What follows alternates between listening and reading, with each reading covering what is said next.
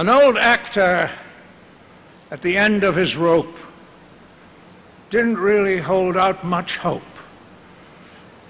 So without its knowledge, he blackmailed the college into making him a doctor, we hope.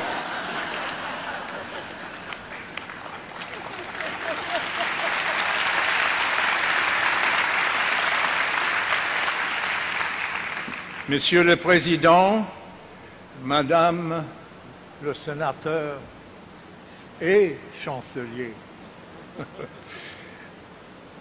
professeurs distingués, Mesdames et Messieurs, bonjour.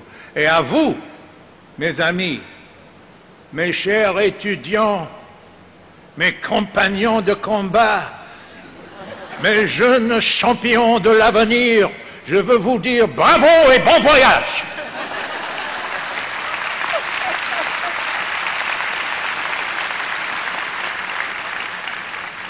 Mais n'oubliez pas que pour moi aussi, c'est véritablement un jour mémorable.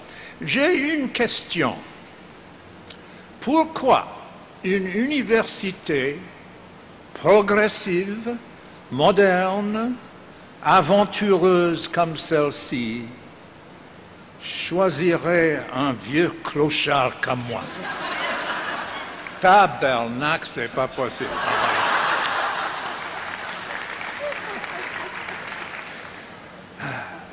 Cet honneur que vous m'avez accordé m'a gonflé la tête complètement, mais m'a rempli de joie et de fierté et m'a beaucoup touché. Merci infiniment.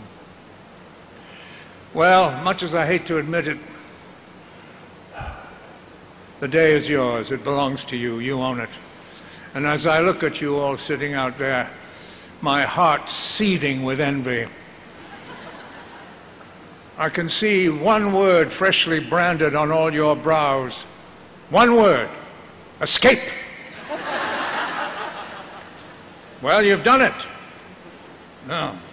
In spite of the harsh scrutiny of the prison guards. No matter how strict the wardens, how impregnable the fortress walls, you've managed it at last. You've tunneled your way through. You've made the break. You're free of the rock. Let's hear it for the inmates.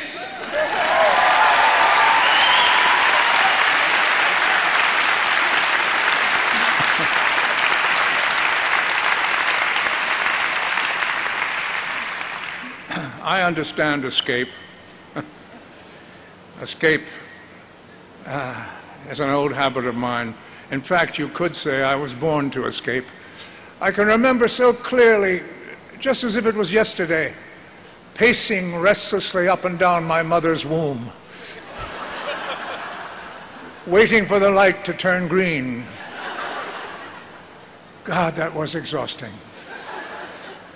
And once out, I never looked back. I never stopped running away from home. And I must confess, I'm not ashamed to confess, the escape was a luxury, a romance. I had fallen in love with fantasy. So I suppose it was only natural that I would choose a profession that offered the biggest escape of them all, the world's second oldest profession. There really isn't very much difference between the first and the second. Let's face it, we're all for sale. I got so hooked on the smell of grease paint, I had to have some serious rehab. When I discovered that my newfound job would take me all over the world and what's more, get paid for it, I couldn't believe my luck. I was euphoric. And the curious irony of it all was that through fantasy, I had somehow stumbled upon life. It became my solace, my education. Oh yes, there was a certain amount of glitz and tinsel about the business and hordes of undesirable piranha fish clinging to it. But there was also something noble about it, especially the stage. I mean, think of it, ever since the beginning of man, since the first caveman pulled a funny face and got a laugh, The stage, in some form or another, has always been there. A platform not just for laughter and tears, but for ideas and visions, freedom of thought. A space upon which to explore the mystery and wonder of the human spirit.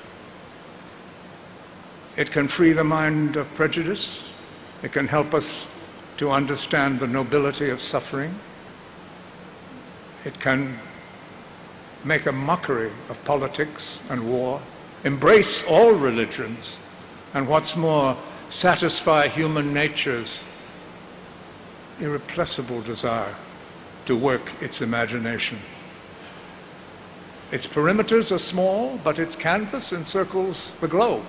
And though it mirrors truth, it is not confined to it, for it exceeds truth.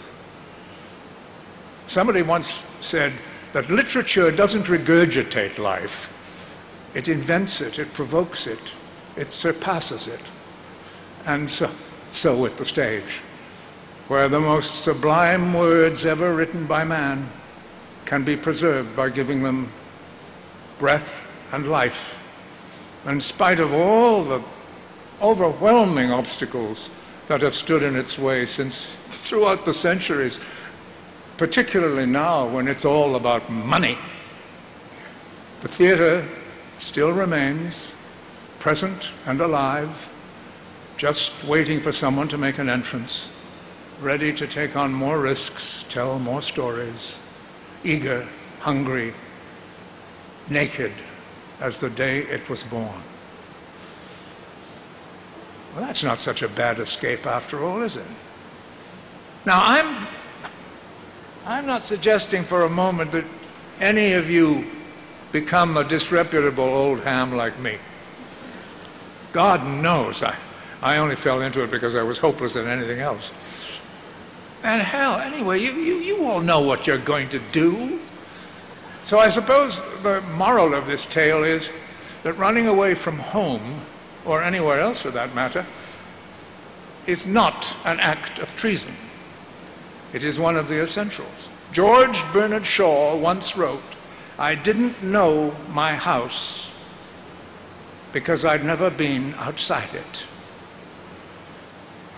So the more you escape into the big bad arena and throw yourselves to the lions, the more adventurous you become. And when you've collected all that battle-scarred wisdom and experience and knowledge and have brought it back home with you, then you will have done yourselves and your country a great service. You know, I never went to college. I've regretted it all my life. I miss it most dreadfully, especially the camaraderie. But today, you've made me feel that my years have fallen away, and I am one of you sitting out there, impatient, waiting for the party to begin. So, throw all caution to the winds, storm the Bastille if you can, have a wonderful life, and remember, whatever happens, grab this silly old world by the scruff of the neck and grapple it to your hearts with hoops of steel. But wait for me, I'm coming with you.